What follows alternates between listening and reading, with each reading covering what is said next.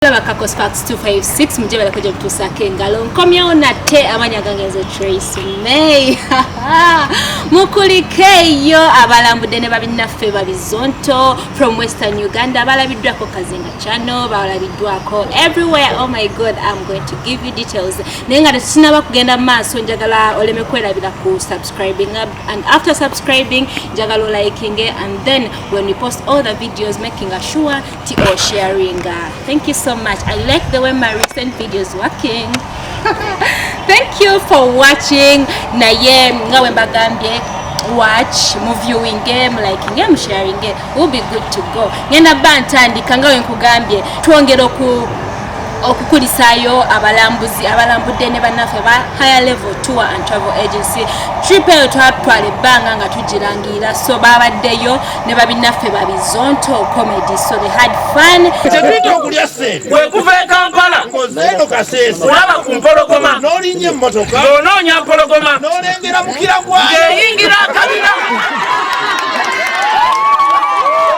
Chebaito okulya mmani kwekuba mu mmotoka oti ng'ova kunoonya mpologoma n'olengera enjovu n'ogamba driver owoogana na nnyo yimirira enjovu yeri wali ne banyumirwa. Kino kiteekawa aba celebrities baffe twalambula ne babizonto to show Ugandans ne ba artists as well nti balina okulambula or prioritize ebifo ebyokulambula byawaneeno as number one before we go to Dubai and London. All that we have to make our thing here lovable kubanga mu butuufu banyumiddwa. So how about nga kuliko abayimbi, kuliko mu comedians and all that, making sure nti nammwe kenyini musooka supporting chawano before you take all the money outside.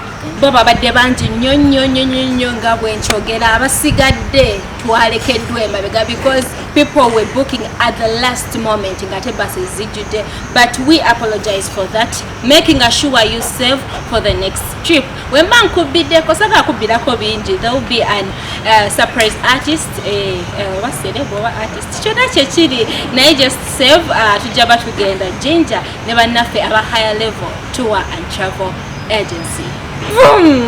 Kati awo mba nkubuze and tuli mu Kenya munda. Watu wa Kenya mnasemaje? Mimi naitwa Akinyi Hilda Tracy, so amejaluo Oluganda ndufuara kwa ebigambo ebimu abagana mujja konsonyowa. So being that amejaluo, my vote is going to Odinga. Tuina bigenda maaso, should we call them crisis? Yeah, bei y'amafuta yongera kigambibwa nti ebbeeyi y'amafuta ebbeeyi engano byayongezebwa oba byalinnya okusinzira ku lutalo olwali wakati wa Russia ne Ukraine. So for this tuba tulina okusaba wadde temugenda kulonda naddala, I'm talking to the Ugandans, ngenda kujja ngambe bana Kenya chokola Ugandans musabe okulonda kuno kugende bulungi because ebintu ebisinga okuyingira Uganda some bisinga kuyita Kenya ku Mombasa port. So tulina okusabira banna Kenya bayite mukana akalulu bulungi nnyo ate nga kabwenkanya. And so for the Kenyans, watu wa Kenya tuyende tuvorote tuchukue Raila Odinga. Oh my god, I'm speaking some Swahili. Watu wa Kenya, do not disappoint us. You know the person to vote because munjaba mutukoze ubi abajaluwo. It will take us some good time to come back okwagala entebe ne yogunde. Ate bambi God forbid nze nchogera bwenti, God forbid akalulu katukuba abodinga kijaba kitukoze ubinyo naye mumuwe because he will not be able to okutuuka mu kisanja kye ekyokubiri because he's now 77. So washte mumwana ali ebintu byakulya nga katolwa mawe yakugamba aliwo stories muzola banogamba luno lunagwa oba luno terugwe. When I speak about stories, training stories ezitagwa ye yagwizo manizo sageyo mujimanyi bulungi nnyo gye yava ne kati we tuli. Polisi ya Uganda yavuddeyo neyogera ku nsonga zineeno era nga bagezako okwogerezeganya ne Sandra Teta. They'll be here they'll come and confirm or report, but bulire bakole final report about this issue. Kati nga tuvuddeyo ku byobuvunanyizibwa mama oba Nazaalawe, mama wa Weasel Nazaalawe wa Sandra Teta yalabibwako ne Teta nga bali mukaseera k'essanyu banyumiddwa ekyo abantu abasinga kye bali basaba nti maama oliwa mu nsonga zino ng'omukyala era nga maama w'omusajja ali okukola obuvuyo aliokola obuvuyo n'avaayo kenyinnyini ne babeera ne Sandra Chameleone yasooka omubumbabumba n'amucakazaako like to make the person feel okay. Namugamba Chameleone by the way yavaayo n'atugamba mwagala Sandra akonfaminge simanya biki akubibwa isiza bubi naye she will not come out ng'alabika bubi, she will not come out nga tanaba like kukakana wansi. I know okuvaayo ng'akyagadde era ng'alabika bulungi, mwagala muveeyo ng'atalabika bubi mwate muno wuyo kati balina osooka ne bamuwa comfort zone then alyoka aveeyo akole mwe bye mwagala. But nga Daniella atimu yatusubiza nti pressure egena kwela pressure yamalera n'avaayo ntugamba bannange Daniella ng'okutte waggulu ne wansi n'atugamba yawandiika ekiwandiiko kinene nnyo nga adiza Nazaalawe omuliro nga sinaba kuwa Daniella atimu byadiza Nazaala yavaayo n'atugamba nti different families muli ewabweru naye muyina ebizibu byanjawulo, buli maka galina ebizibu byanjawulo. Ne tugamba yes you're right, amaka bangi bali eyo basirise n'agamba bangi be bakubeeyo naye lwakuba ate tujjukire nti mukyala Mayanja yatugamba nti bangi mukola ebikolwa bino abasajja bangi temuyina mpisa, domestic violence ziri eyo zihappeninga, but just because her sons are in limelight bemulaba ti oba Mayanja kwegamba ne mukikuliriza naye nga abasajja bangi nnyo bali eyo bakola n'ebimu ku batabanyi bye batakola. So after all the statement Daniella ati mukyala wa eyali because tosobola kubanga olwanira entalo zandibadde zigeno kati ffe twakisala dda wayawukana tukuza abaana. Daniella team yavaayera ku social media okwo kubanga kwalwanira entalo ze era kwe yasuubiza okuba nti tuteeka pressure ku pressure ku family y'abamayanja basobole okubaako kye bakola ku nsonga za Sandra.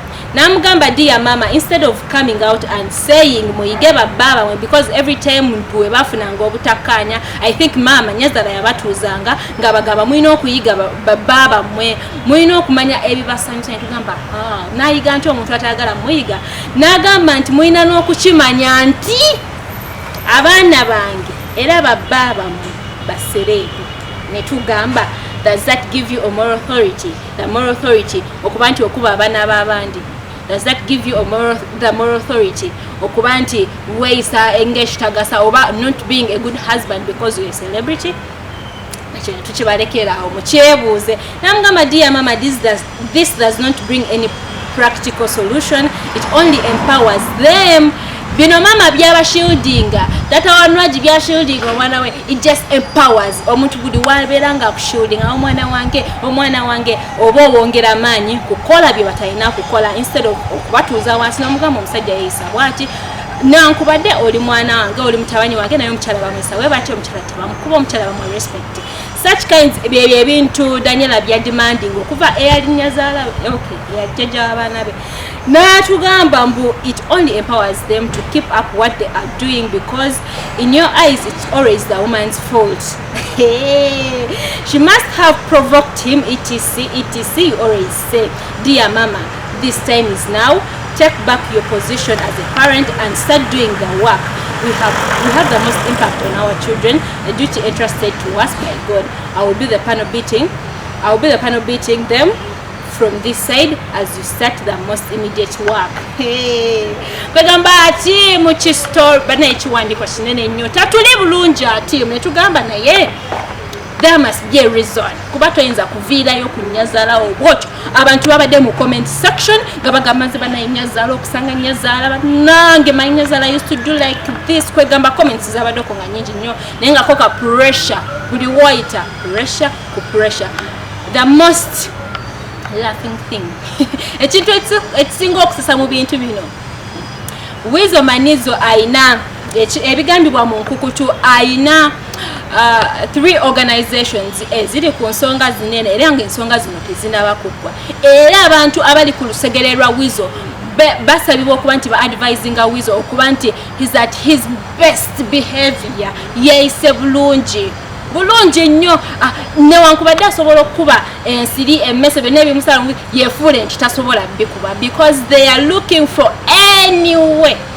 anyway okuba nti bafuna Weasel manizo newankubadde kigambibwa nti ali under some protection of Toyota tumanyinga muganda wa Museveni eyawa Jose Chameleone emotoka emabega kawo Jose Chameleone n'afukamira, so he said to be nti ali under that protection. Naye ekyo tekimala, protection esinga gy'okyalina right now ye ya mukazi w'okuba kitandavaayo okwogera era olina omukwata bulungi, olina omukwata ng'ekyatika because waviirayo they only need some small evidence okuva omukyalo ono okuvaayo n'akonfaminga newe kabaka ka voice note kaddakiika mukwano Weasel oba toyina kyotugamba newe kaba nkugambye newe kaba kaddakiika oba newe ba seconds 5 temunnange nze Sandra Cheta Weasel mukazi wa Weasel manizo era nzikiriza nti Weasel manizo yakola ABCD mukwano kabaka weddemu, so yona ina familia ya mayanja era kibali ogezaako kukola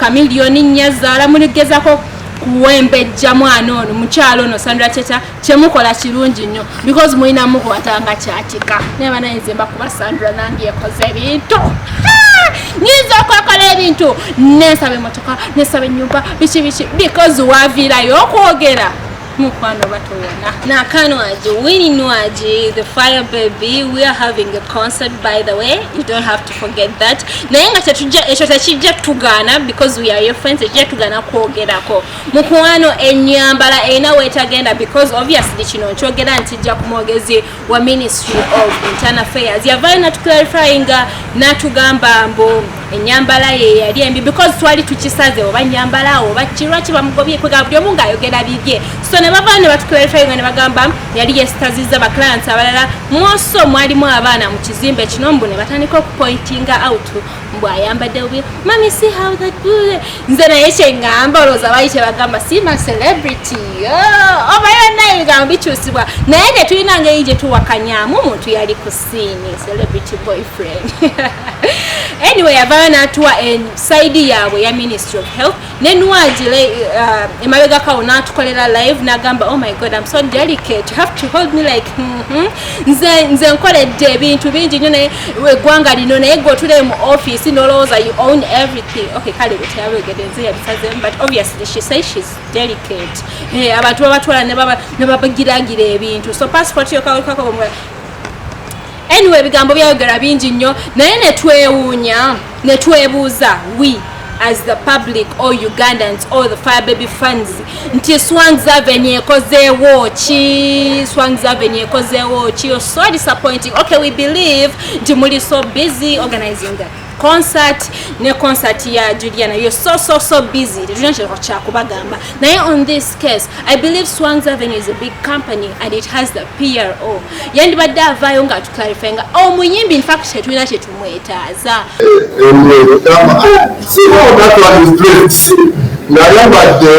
the Twitter hot pant okumene waggulu n'ebisambi byonna birimu ate omukyala wewe abakyala abeeru engeri ba exposing eno kivaayo kisikiriza mangu attention y'abantu ati abaana webalaba ate basitafu baffe abasiteti nabo ne ba attention yebeera drone netutuukirira yali ayambadde akapale katono naye ng'ataddeko kijaketi nga kyo kyali kinene bulungi naye ate kyaliko ebitulituli buli wamu nga amabeere gano ganaatera n'okufuluma ebweru era nagala okuvaayo akati mugamba twetire netumubeera bulaitire nti wano tetukkiriza abantu abambala mu ngeri eyo kubanga dress code policy yaffe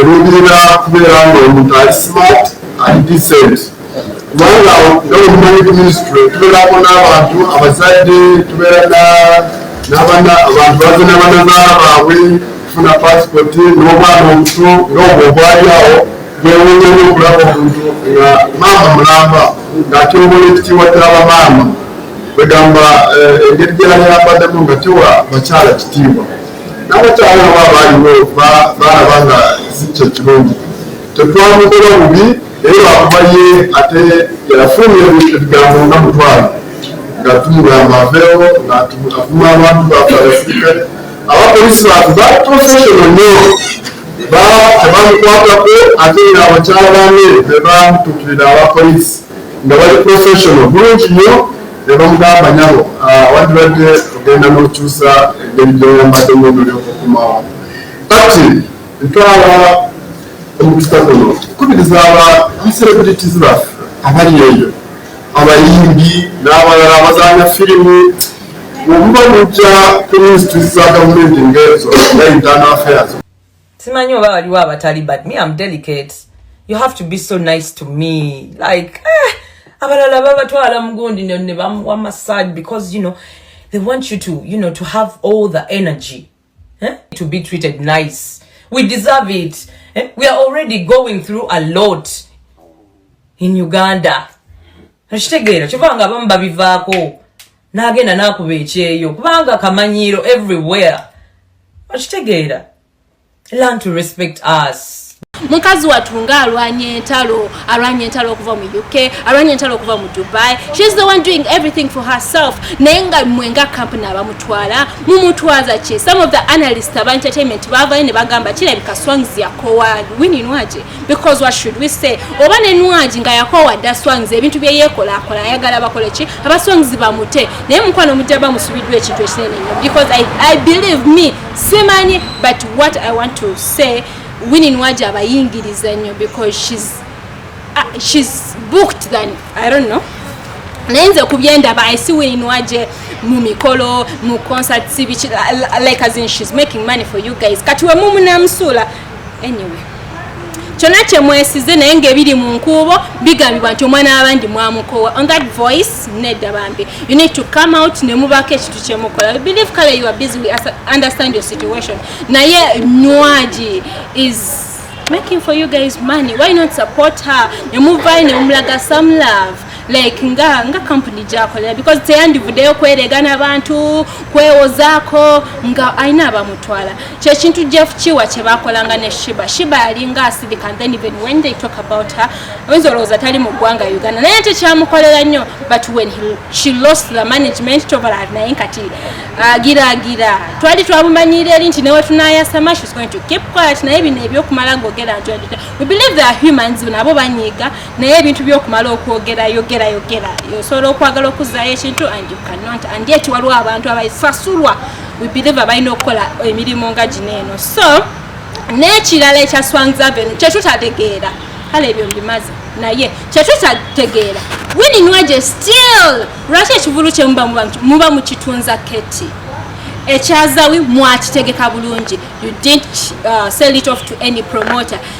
Ate mutegese omuyimbi yo kale yandibadde nga ekikye mukiguziza for some reasons that we don't know. Naye ne mutegeka Juliana Kanyomozi nga mwe mumutegese ate ne mutakiguza promoter mulala. Like Winne Nwagi ye mwana waneeno. Lwaki mubate mu owninga kiri ekya Nwagi ne mukitunda temugezaako okutegeza okutulaga kye tutategeera bulungi nnyo. You need to come out and clarify these things. Ekyaza wite mwakitunda Winne Nwagi mumutunziza keti, Juliana mumutegese she's not in the house naye concert ye mugiownize. So mwino okuvaayo ne mututegeeza ebintu bino oba mu following procedures ki omanyi ba analyst nga tebanavaayo kusala kigambo because bo bakisaze dda. Omwana tomba mwamukowa, let her go, she has the voice. Yeah, just chikuba aye feel the war.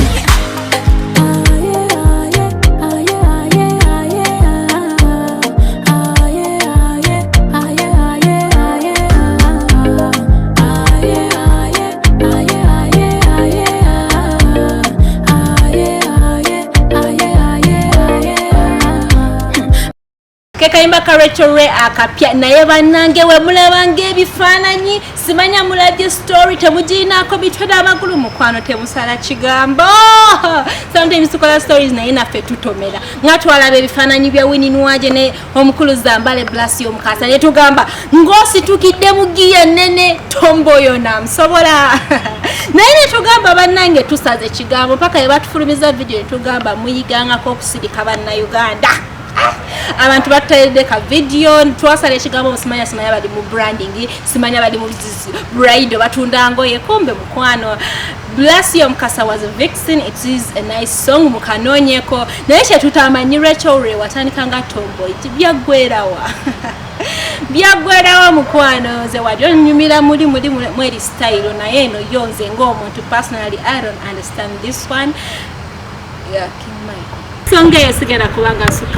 Thank you for watching. Please do not forget to like and also share. Nyongera kujukiza ntino mkwana bateka mwensimbi about sponsoring to make sure you get all this latest entertainment news. Beba nafe aba high level tour and travel agency, one of the biggest tourism company we have right now. Twakamala trip here for Bizonto. Check it out. Jump off na ebyabaddeyo byonna byonna abanyumidwa. Oh my god, I missed a lot, so busy. Next time nababidde ko date will be Ginger mu saving kati muleme kutandika te kwekwasa kwasa. My beautiful name is Trace May. I'm out.